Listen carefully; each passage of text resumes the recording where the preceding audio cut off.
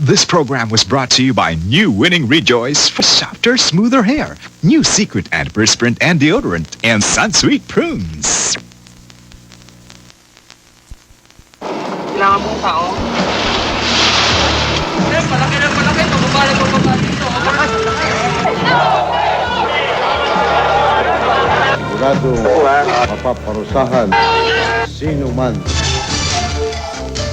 They live to uncover the story, to unveil the truth, to expose the detail.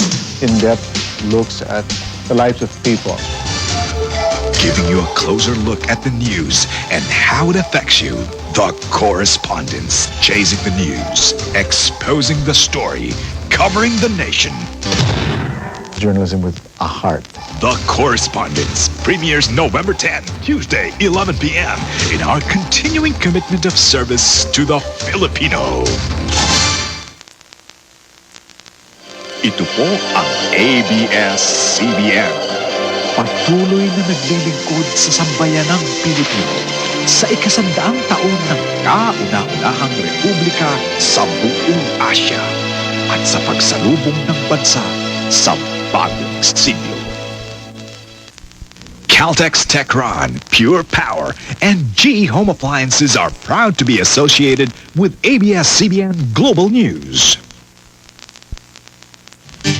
Welcome. This is Global News, your first look today at news, style, and entertainment around the globe. I'm Cherie Mercado.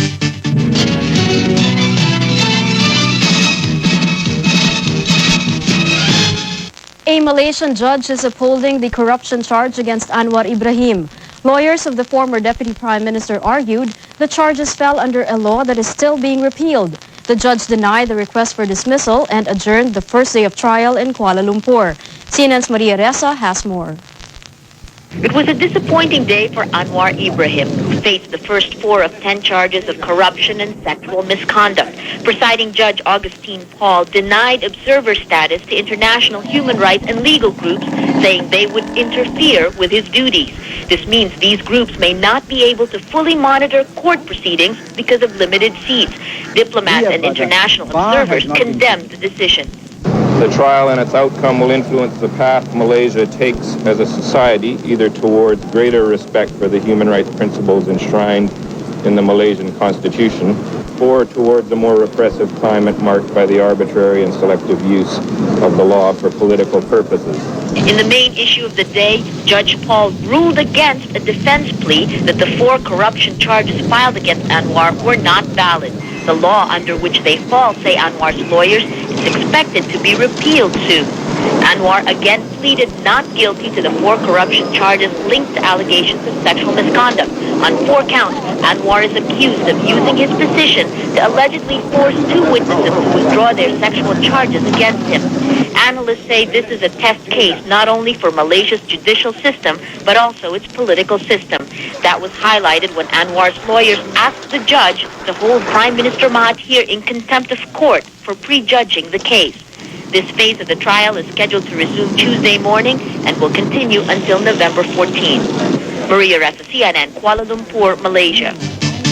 Iraq is allowing UN maintenance crew to maintain cameras and equipment at monitoring sites. But for the second day in a row Monday, UN weapons inspectors were banned from going out on the regular rounds. CNN's Jane Arif has more on Baghdad's decision to again suspend UN inspection.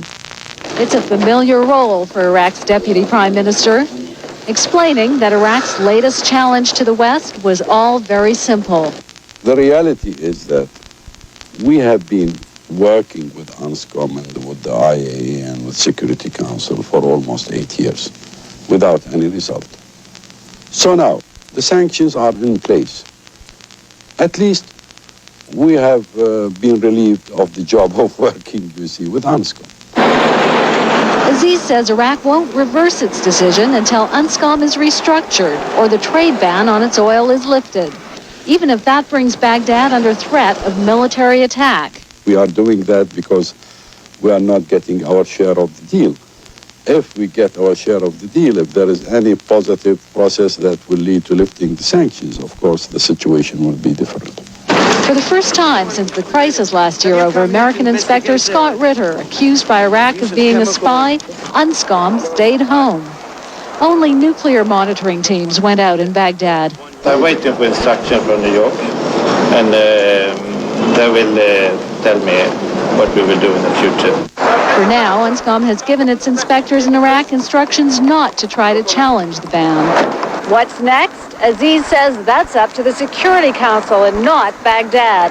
For Iraq, that could determine whether it's rewarded or punished for this latest challenge. Jane Araf, CNN, Baghdad. The Islamic group Hamas says it has not issued a communique threatening the Palestinian Authority. On Sunday, news agencies received a newsletter in which Yasser Arafat was warned against any crackdown on Hamas. And the CNN's Gerald Kessel reports the letter comes at a pivotal time in the peace efforts. Israel marked the third anniversary of Yitzhak Rabin's assassination. But Prime Minister Benjamin Netanyahu doesn't see himself fulfilling a Rabin peace legacy. He's making, he says, much tougher demands on the Palestinians to prove they're really cracking down on militants who oppose the Y agreement. The first step in that would be the apprehension and arrest of Mohammed Deif, who's the head of the Hamas military arm in Gaza. And that so far has not happened. That has to happen immediately. And if it doesn't happen, we'll have more attacks, and this will bring to a halt the political process. Israel asserts that Deif was behind last Thursday's attempt to bomb a bus full of Jewish settler children. Yasser Arafat has indicated he also believes the militant Islamic group was responsible for the Gaza Strip attack.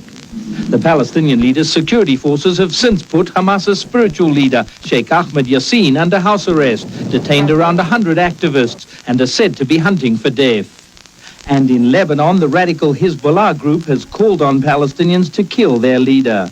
To cheers at a rally of supporters, Sheikh Hassan Nasrallah said, "We urge the Palestinian people, the Arabs and Muslims to topple Arafat before he implements the accord."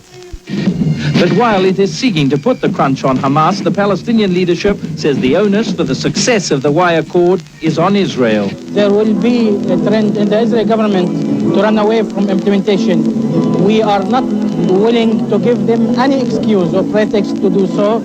It's unilateral Israeli actions that worry Palestinians more. They were ruffled by the erection of a fence and clearing work on a controversial site in East Jerusalem, where Israeli ultra-nationalists want to create a major new Jewish housing project in the midst of an Arab neighborhood.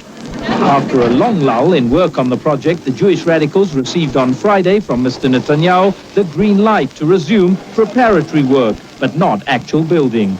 So fragile does this agreement seem that it's not only a bomb, but also a tractor which could scuttle its implementation. With so much fierce antagonism towards the Y agreement, much hard work will be needed to ensure it doesn't all go up in smoke. Gerald Kessel, CNN, Jerusalem. In Central America, more than 1,000 people are dead in the wake of Mitch. The hurricane has been downgraded into a tropical depression. Mudslides on the Casitas volcano in Nicaragua cover 80 square kilometers. Nicaragua's vice president says 4 villages have been buried. A 3-day national mourning period has been declared. States of emergency exist in Nicaragua, Honduras, and El Salvador. The mayor of the Honduran capital was killed when his helicopter crashed while surveying flood damage. Up next, fresh gets better. It's the hottest ticket to good breath. How one region of the world is reacting to global warming. A cosmetic line that uses organic ingredients, so organic the police are getting alarmed. And beer in plastic containers. Do you really need to drink that much?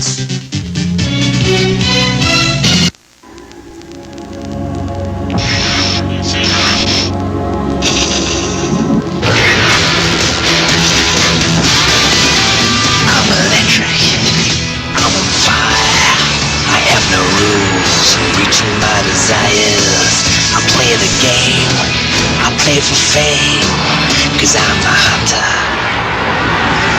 Techron from Caltex, premium and unleaded, pure power. Rust is the downfall of ordinary refs. Only new White Westinghouse has PermaShield for 100% more rust protection. New White Westinghouse with PermaShield. Because they deserve a safer world, GE creates Zero ODP, a ref with zero ozone damaging potential, CFC-free and HCFC-free. The new GE ref. It's ozone friendly.